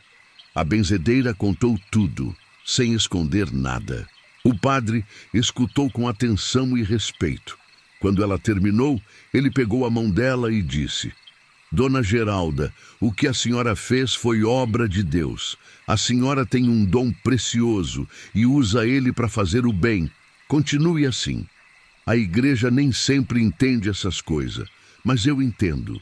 Eu sei que Deus trabalha de forma misteriosa e que usa as pessoas que têm coração puro como instrumento. A senhora é uma dessas pessoas. Aquelas palavras tocaram fundo no coração de Dona Geralda. Nem sempre ela tinha sido compreendida. Muita gente, até mesmo gente da igreja, olhava com desconfiança para o trabalho dela, achando que era coisa de macumba ou feitiçaria. Mas ela sabia que não era. Era fé pura. Era conhecimento passado de geração em geração. Era conexão com o divino. A benzedeira viveu ainda muitos anos depois disso. Continuou fazendo seu trabalho, ajudando quem precisava, curando os doentes, confortando os aflitos. Ensinou também. Pegou algumas meninas novas da região que mostraram ter o dom e ensinou para elas o que sabia, passando adiante o conhecimento assim como a avó dela tinha feito. Uma dessas meninas era a Josefina, filha de um sitiante pobre. A menina tinha uns 12 anos quando começou a ter visão, a ver coisa que os outros não via. A família ficou preocupada, achando que ela estava ficando louca. Foi quando levaram ela para Dona Geralda. A benzedeira conversou com a menina, olhou nos olhos dela e soube na hora. Aquela menina tinha o dom forte. Dona Geralda se ofereceu para ensinar ela, para guiar ela, e a família aceitou agradecida. Josefina se tornou aprendiz de Dona Geralda, passando horas e horas com ela, aprendendo as rezas, as ervas, o segredo. Dona Geralda via naquela menina a si mesma quando era nova, a mesma curiosidade, a mesma dedicação, o mesmo desejo de ajudar. E ela sabia que quando chegasse sua hora de partir, o conhecimento não ia se perder. Ia continuar vivo, através de Josefina e das outras que ela tinha ensinado. Quando ela morreu, bem velha, de morte natural, toda a região compareceu ao enterro. Tinha tanta gente que não cabia na igreja. Gente que ela tinha ajudado ao longo dos anos, família de gente que ela tinha curado, criança que ela tinha benzido quando nasceram e que agora eram adulto com filho próprio. E dizem que na noite do enterro dela, algumas pessoas que passavam perto da estrada velha viram uma coisa linda. Uma luz suave, branca e dourada que brilhava no lugar da capela. E no meio daquela luz viram a figura de Dona Geralda, jovem e sorridente, rodeada por dezenas de espírito luminoso que tinham vindo receber ela. A procissão dos mortos tinha voltado, mas dessa vez não era procissão de sofrimento. Era procissão de alegria, de gratidão, levando a benzedeira para o descanso merecido. Josefina, que tinha se tornado benzedeira também, assumiu o trabalho de Dona Geralda. Ela continuou ajudando as pessoas, usando tudo o que tinha aprendido. E ela sempre contava a história da mestra dela, da procissão dos mortos, de como Dona Geralda tinha libertado aquelas almas. Contava para manter viva a memória, para ensinar as novas gerações sobre coragem, fé e compaixão. Essa história ficou guardada na memória do povo. Até hoje, quando alguém passa pela estrada velha de noite, sente uma presença. Mas não é presença ruim, assustadora. É uma presença pacífica, acolhedora. É como se o lugar tivesse sido benzido para sempre, protegido pela coragem de uma mulher que não teve medo de enfrentar o desconhecido para fazer o que era certo. E na capelinha que foi reconstruída tem uma placa simples de madeira. Nela está escrito: as almas que encontraram paz e a benzedeira que as guiou para a luz. Que Deus abençoe a todos. As pessoas que vão lá dizem que o lugar tem uma energia boa, que é bom para rezar, para meditar, para encontrar um pouco de paz no meio da correria da vida. As crianças da região crescem ouvindo a história da procissão dos mortos e de Dona Geralda. Aprendem que o medo pode ser vencido pela fé, que a compaixão é mais forte que o terror e que ajudar os outros, mesmo quando é difícil, mesmo quando é assustador, é sempre a coisa certa a fazer. E assim, a vida continua. O sol nasce e se põe, as estações passam, as gerações se sucedem, mas algumas histórias permanecem, passadas de boca em boca, de coração para coração.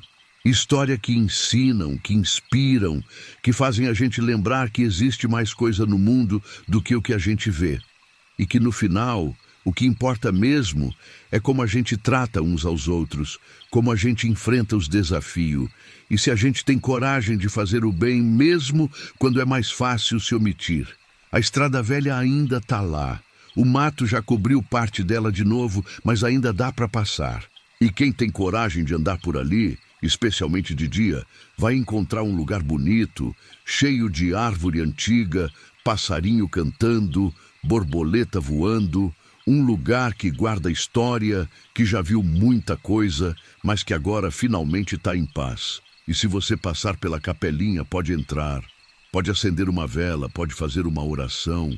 Dizem que os pedidos feitos ali são atendidos, porque as almas gratas que foram libertas por Dona Geralda intercedem por quem pede com fé verdadeira. É um lugar de milagre pequeno, de conforto, de esperança. Tem gente que vai lá todo ano, no dia que Dona Geralda morreu, para fazer uma homenagem. Levam flor, acendem vela, rezam o terço. E dizem que nesse dia especial, o perfume de flor fica mais forte.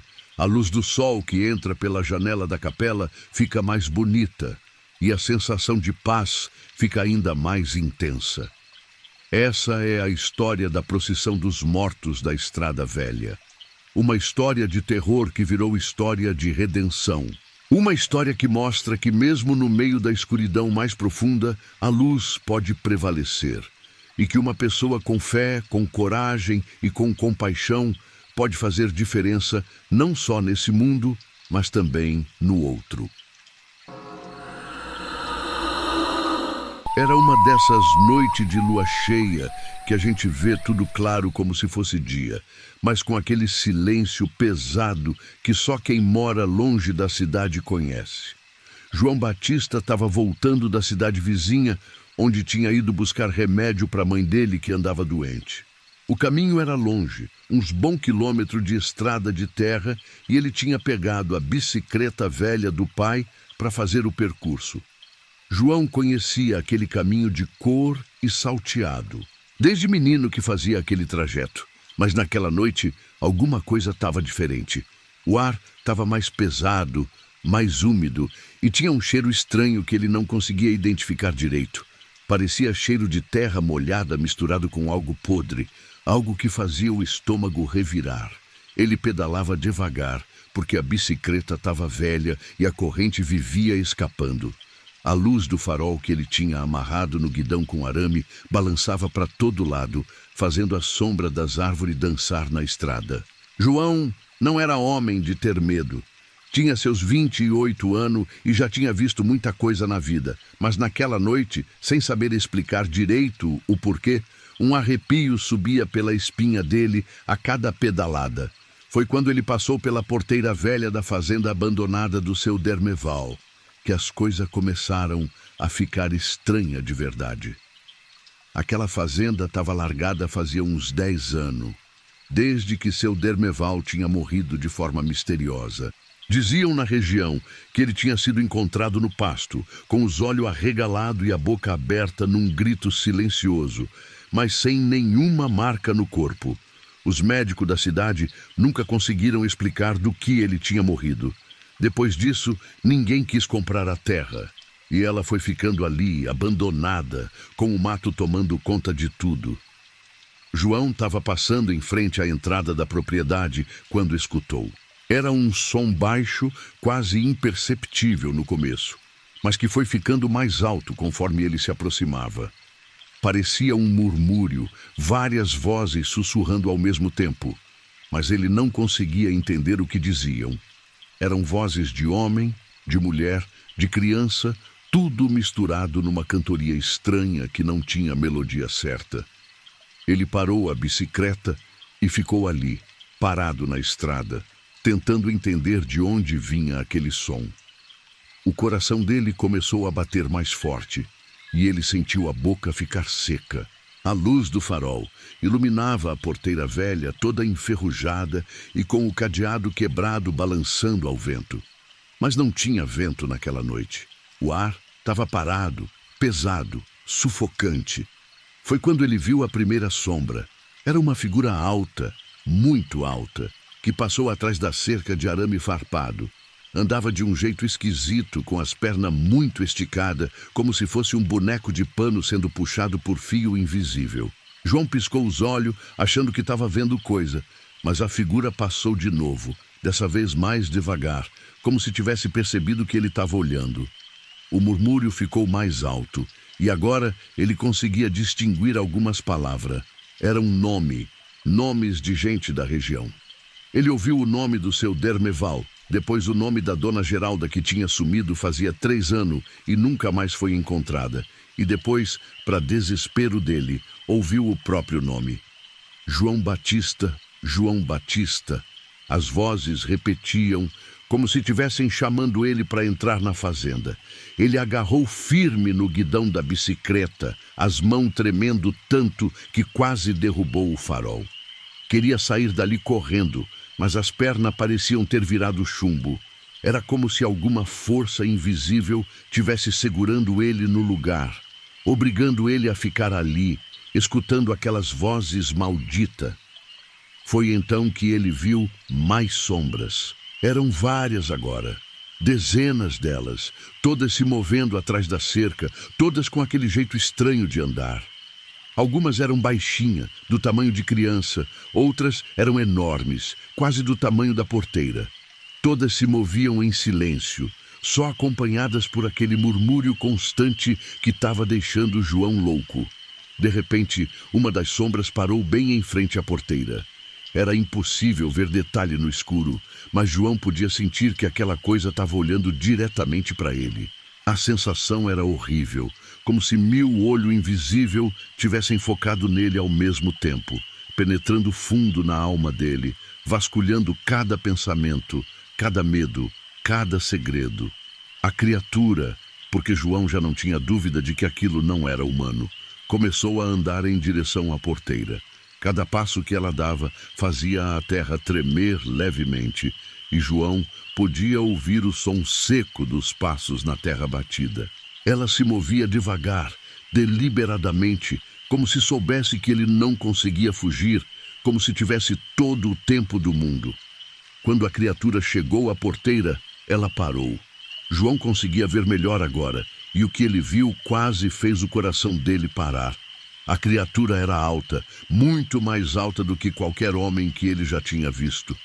Devia ter uns 3 metros de altura, com o corpo fino e alongado como um galho seco de árvore. A cabeça era pequena demais para o corpo, e onde deveria ter olho, só tinha 2 cavidades funda e escura. A boca era uma fenda larga que ia de orelha a orelha, e quando ela abriu, João viu que não tinha dente, só uma escuridão profunda de onde saía aquele murmúrio. As outras sombras se juntaram atrás da primeira, formando uma multidão silenciosa e ameaçadora. Todas olhavam para João, todas esperando alguma coisa. O murmúrio ficou tão alto que ele tinha que apertar as mãos nos ouvidos para tentar abafar o som, mas não adiantava nada. As vozes ecoavam dentro da cabeça dele, repetindo o nome dele sem parar, chamando, convocando, exigindo. João fechou os olhos com força, tentando se concentrar, tentando lembrar de alguma oração que a mãe dele sempre rezava. Mas a mente dele estava vazia, tomada por um pavor tão grande que não deixava espaço para mais nada. Ele sentiu as lágrimas correndo pelo rosto, sentiu o corpo inteiro tremer, sentiu as pernas começarem a ceder. Foi quando ele ouviu outro som. Era o canto de um galo. Longe, muito longe dali, na direção da casa dele, um galo tinha cantado. O som era fraco, quase imperceptível em meio àquele murmúrio infernal, mas foi o suficiente. Como se uma corda invisível tivesse se partido, João sentiu as pernas voltarem a funcionar. Num impulso de sobrevivência, ele montou na bicicleta e começou a pedalar. Pedalou como nunca tinha pedalado na vida. As pernas dele queimavam, o pulmão doía, mas ele não parava. Não olhava para trás, não queria saber se aquelas coisas estavam seguindo ele. Só queria chegar em casa, trancar a porta, se esconder debaixo da coberta e esquecer tudo o que tinha visto. Mas enquanto ele pedalava, podia ouvir passos, vários passos correndo atrás dele na estrada. Não eram passos normais, eram pesados, arrastados, como se fossem vários pés batendo no chão ao mesmo tempo. E eles estavam ficando mais perto, cada vez mais perto. João arriscou uma olhada rápida para trás e sentiu o sangue gelar. As sombras tinham saído da fazenda e estavam correndo atrás dele. Eram dezenas, talvez centenas, todas com aquele corpo alongado e esquisito, todas se movendo numa velocidade que não deveria ser possível. E na frente de todas elas vinha a criatura alta, com a boca escancarada e os braços estendidos na direção dele. A bicicleta velha não aguentava aquela velocidade. A corrente estava escapando a cada pedalada, a roda da frente balançava perigosamente, mas João não diminuía o ritmo. Ele sabia que se parasse, se caísse, seria o fim. Aquelas coisas iam pegar ele e ia acontecer com ele o mesmo que tinha acontecido com seu Dermeval, com Dona Geralda, com todas as pessoas cujo nome ele tinha ouvido naquele murmúrio maldito. Foi quando ele passou pela cruz de madeira na beira da estrada, aquela que o pessoal tinha colocado no lugar onde um caminhoneiro tinha morrido uns anos atrás, que ele teve uma ideia. A mãe dele sempre dizia que lugar de morte era um lugar sagrado, que as coisas ruins não conseguia passar por eles. João não sabia se aquilo era verdade, mas não tinha outra opção. Ele jogou a bicicleta no chão e correu para trás da cruz, se ajoelhando e agarrando a madeira velha com as duas mãos. Começou a rezar qualquer oração que viesse na cabeça, misturando tudo, Pai Nosso com Ave Maria, rezas que a avó dele fazia, benzimento que ele tinha visto o padre fazer na igreja. As sombras pararam a alguns metros de distância. João podia ver elas com clareza agora, à luz da lua. Eram criaturas horríveis, deformadas, cada uma diferente da outra, mas todas igualmente aterrorizantes. Algumas tinham vários braços saindo do corpo, outras não tinham cabeça, só uma massa escura onde a cabeça deveria estar. Todas se moviam inquietas, como se quisessem avançar, mas alguma coisa as impedisse. A criatura alta, a que tinha vindo na frente, deu um passo em direção à cruz, depois outro. João sentiu o cheiro podre ficar mais forte, sentiu aquela presença maligna se aproximando, mas continuou rezando, a voz tremendo, as palavras saindo tropeçadas, mas sem parar. Quando a criatura chegou a uns 2 metros de distância, ela parou. Ficou ali parada, olhando para João, com aquelas cavidade vazia, onde deveria ter olho. Depois, lentamente, muito lentamente, ela levantou um dos braços comprido e apontou para ele. A boca se abriu mais ainda e de dentro dela saiu uma voz. Não era o murmúrio de antes. Era uma voz clara, fria, que soava como metal raspando em pedra. Você vai voltar. Todo mundo que passa por essa estrada volta. É só questão de tempo. E quando você voltar, João Batista, a gente vai estar esperando. Depois disso, as sombras começaram a recuar. Uma por uma, elas foram voltando na direção da fazenda abandonada, se movendo naquele jeito esquisito, até sumirem na escuridão. A criatura alta foi a última a ir embora. Ela ficou ali parada mais alguns segundos, aquele braço comprido ainda apontado para João, antes de se virar e desaparecer na noite. João ficou ali, agarrado na cruz, por horas. Só teve coragem de se mover quando o sol começou a nascer e os primeiros passarinhos começaram a cantar. Mesmo com a luz do dia, ele ainda tremia, ainda sentia aquele medo gelado no peito. Ele pegou a bicicleta caída na estrada e voltou para casa pedalando devagar, olhando para trás a cada minuto. Quando chegou, a mãe dele estava na porta, preocupada. Ele tinha saído no fim da tarde do dia anterior e estava voltando só agora, de manhã cedo. João não contou nada para ela. Não contou para ninguém, na verdade. Quem ia acreditar numa história daquela? Mas toda vez que ele olhava para a estrada, toda vez que o sol começava a se pôr e a escuridão ia chegando, ele lembrava. Lembrava daquelas sombras, daquela criatura alta e horrível, daquela voz fria prometendo que ele ia voltar. Passaram-se alguns dias e a vida de João foi voltando ao normal. Mas ele evitava aquela estrada.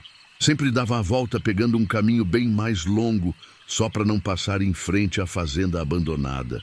O pessoal estranhava, perguntava por que ele estava fazendo aquilo, mas ele só dava desculpa, dizia que era para variar o caminho, para conhecer lugares novos. Até que um dia a mãe dele piorou. A doença que ela tinha se agravou de repente, e o médico da cidade disse que precisava de um remédio urgente, um remédio especial que só tinha na farmácia grande da cidade vizinha. E tinha que buscar naquela noite mesmo, porque se esperasse até o dia seguinte, podia ser tarde demais. João ficou parado na porta de casa, olhando para a estrada. O sol já estava se pondo e dali a pouco ia estar escuro. Ele olhou para a bicicleta velha encostada na parede, depois olhou para a mãe dele deitada na cama, gemendo baixinho de dor. Não tinha escolha, ele tinha que ir. Pegou a bicicleta, amarrou o farol no guidão e saiu pedalando. Durante todo o caminho até a cidade, ele tentou não pensar no que tinha acontecido. Na farmácia, ele demorou o máximo que conseguiu. Conversou com o farmacêutico, tomou um café, ficou enrolando até o último minuto. Mas quando deu 9 horas da noite e a farmácia ia fechar, não teve jeito. Ele tinha que voltar. O caminho de volta foi uma tortura. A cada pedalada, ele sentiu o medo aumentando. E quando ele viu a porteira velha da fazenda abandonada surgindo na frente dele, iluminada pela lua cheia, ele quase desmaiou. Desta vez, ele não parou. Continuou pedalando, olhando para frente, tentando não olhar para o lado, tentando ignorar aquele cheiro podre que tinha voltado, mais forte do que antes, mas era impossível não ouvir. O murmúrio tinha começado de novo, mais alto, mais urgente, como se aquelas coisas tivessem esperando por ele esse tempo todo. João Batista, João Batista, você voltou, sabia que você ia voltar. As sombras começaram a aparecer atrás da cerca. Primeiro uma, depois duas, depois dezenas delas. Todas se movendo naquele jeito esquisito, todas olhando para ele. E então ele viu a criatura alta surgir no meio delas. Ela era ainda maior do que ele lembrava, ainda mais horrível. João pedalou mais rápido, mas a corrente da bicicleta escapou.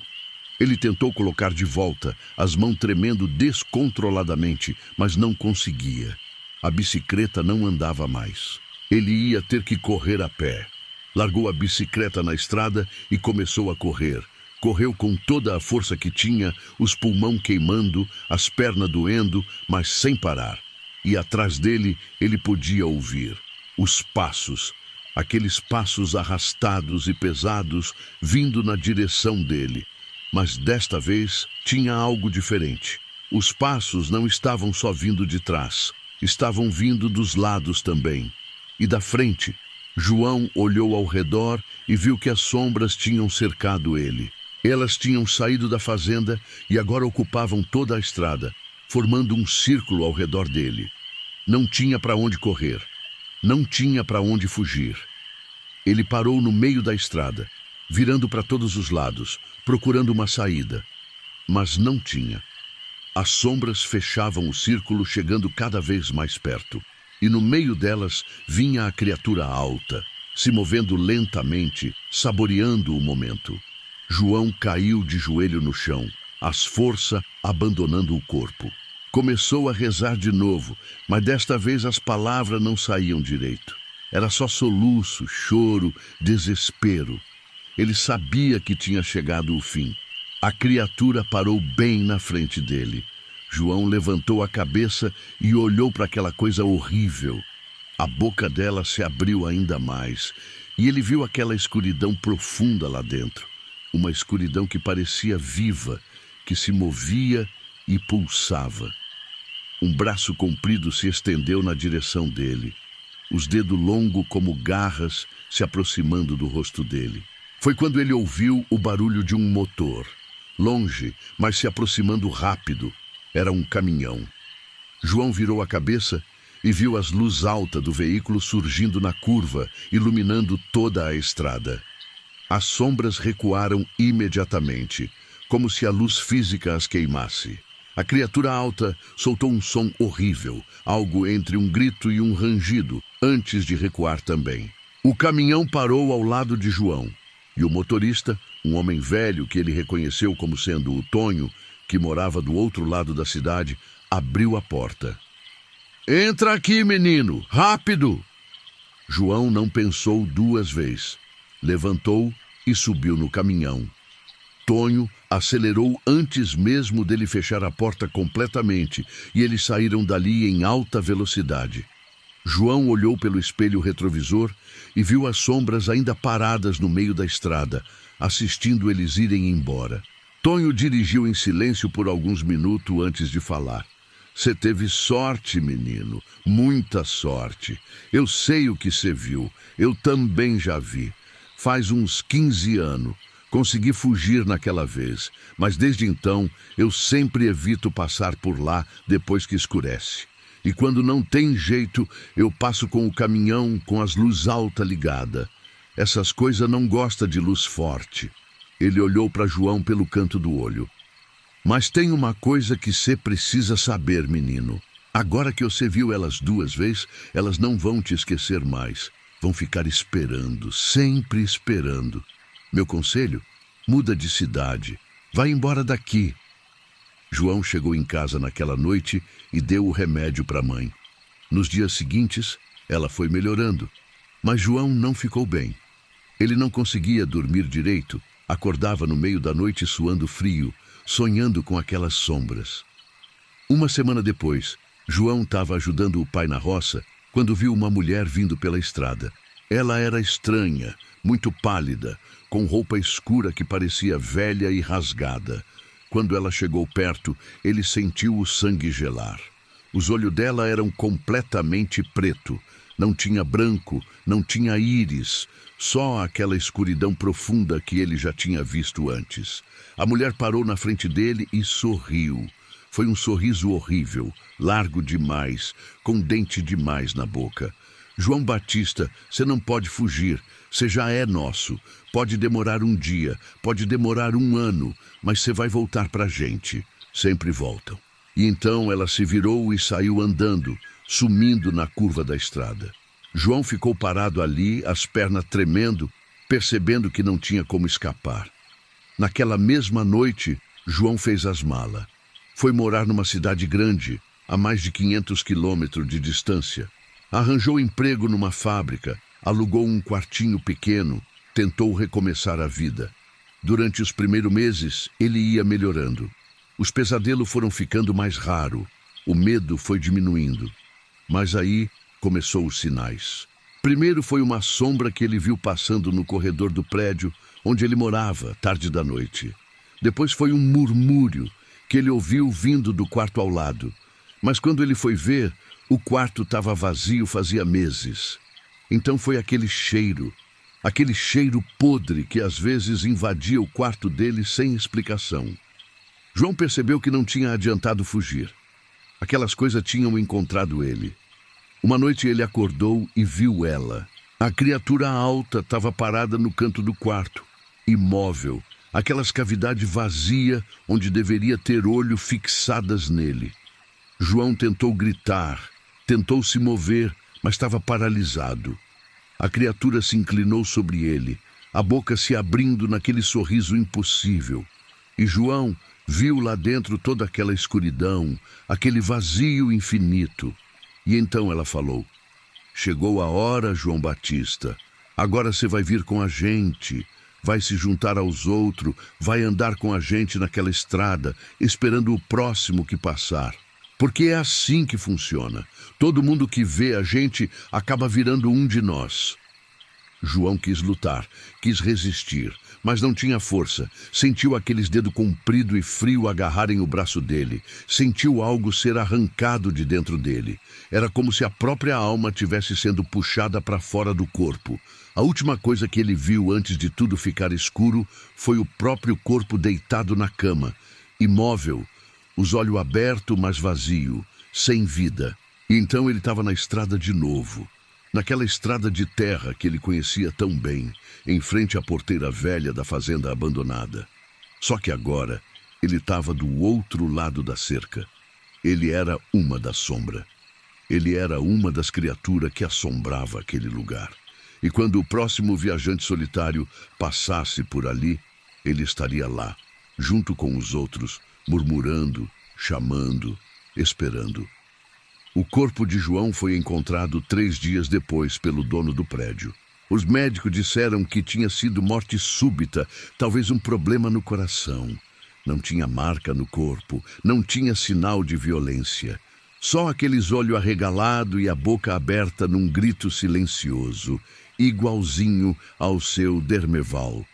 E na fazenda abandonada, numa noite de lua cheia, quem passa de carro pela estrada e olha com atenção pode ver as sombras se movendo atrás da cerca. Pode ver aquelas figuras alongada e esquisita andando de um lado para o outro.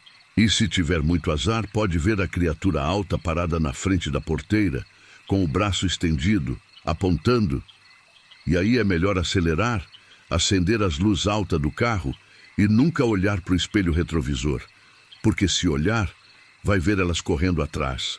E uma dessas sombras vai ter o rosto de João Batista, os olhos vazios e escuro, a boca aberta naquele sorriso impossível, sussurrando o nome de quem passa, chamando, prometendo que todo mundo volta. Todo mundo volta. É o que o pessoal da região fala até hoje. Tem gente que jura que viu as sombras, tem gente que diz que ouviu o murmúrio e tem gente que simplesmente desapareceu depois de passar por aquela estrada de noite, sem deixar rastro, sem explicação. A fazenda continua lá, abandonada, tomada pelo mato. Ninguém compra, ninguém chega perto. A porteira velha ainda está lá, balançando em noite sem vento. E a sombra continuam esperando, pacientes, sabendo que mais cedo ou mais tarde alguém vai passar por ali. Porque sempre tem alguém que precisa passar por aquela estrada. Sempre tem alguém que não acredita nas histórias. Sempre tem alguém que acha que é só superstição de gente da roça, que não existe nada de sobrenatural nesse mundo. E é esse pessoal que as sombras preferem. Os que não acreditam são os mais fáceis de pegar. Porque quando eles veem, quando eles percebem que aquilo tudo é real, já é tarde demais, já estão cercados, já estão sendo puxados para aquele mundo de escuridão e horror do qual não existe volta. Então, se um dia você tiver que viajar por estrada de terra no interior, em algum lugar remoto do Brasil, e passar por uma fazenda abandonada, com uma porteira velha e enferrujada, tome cuidado, principalmente se for de noite. Principalmente se tiver lua cheia. Não pare, não olhe para dentro da propriedade. E se ouvir um murmúrio, se ver sombra se movendo, acelere e não olhe para trás. Porque as sombras da fazenda do seu Dermeval estão sempre esperando, sempre sussurrando, sempre chamando o próximo nome. E esse nome pode ser o seu.